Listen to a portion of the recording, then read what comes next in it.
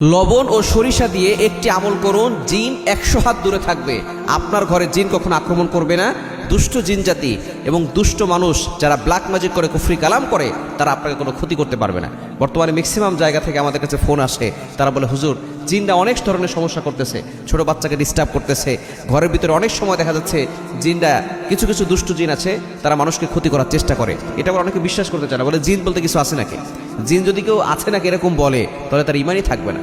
কারণ আল্লাহ পাক রব্বুল আলামিন মানুষের নামে একটা সূরা দিয়েছেন সূরাতুন নাস, জিনদের ব্যাপারে একটা সূরা দিয়েছেন সূরাতুল জিন। সুতরাং জিন জাতি আছেন এবং আল্লাহ তাআলা তাদেরকে তার ইবাদত করার জন্য সৃষ্টি করেছেন। তো মানুষের ভিতরে যেমন ভালো খারাপ আছে, জিনদের ভিতরে ভালো খারাপ আছে।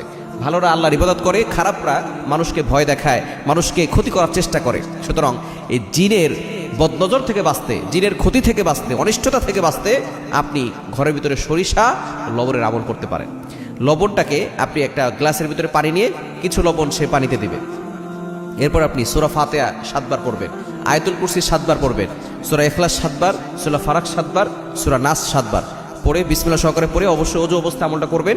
তারপরে পানিতে ফু দিবেন, লবণ পানিতে ফু দিয়ে ওই পানিটা দিয়ে আরও কিছু পানি অ্যাড করে পুরো ঘর আপনি ধৌত করে দিবেন। ইনশাআল্লাহ জিনরা ঘর থেকে 100 হাত দূরে থাকবে, জিনরা আপনার কোনো ক্ষতি করতে পারবে না। আর দ্বিতীয় নম্বর হচ্ছে সরিষা। এই সরিষা আপনি আপনার বালিশের ভিতরে রাখবেন। বালিশের ভিতরে রাখলে জিনরা ওই ঘরে প্রবেশ করতে পারবে না। বালিশের ভিতরে রাখবেন, বালিশের ভিতরে ঘুমাবেন, ইনশাআল্লাহ দেখবেন জিনরা আপনার কোনো ক্ষতি করতে পারবে না। আমরা অনেকে বালিশ তৈরি করি, সেখানে কিছু সরিষা আপনি দিয়ে দিবেন, সরিষার যে দানাগুলো আছে সেগুলো আপনি দিবেন, দেখবেন জিনরা আপনাকে ক্ষতি করতে পারবে না। ব্ল্যাক ম্যাজিক করে, কুফরি কালাম করে কেউ আপনাকে ক্ষতি করতে যারা চেষ্টা করছে, তারা কখনো ক্ষতি করতে পারবে না। আল্লাহ আপনাকে হেফাজত করবে।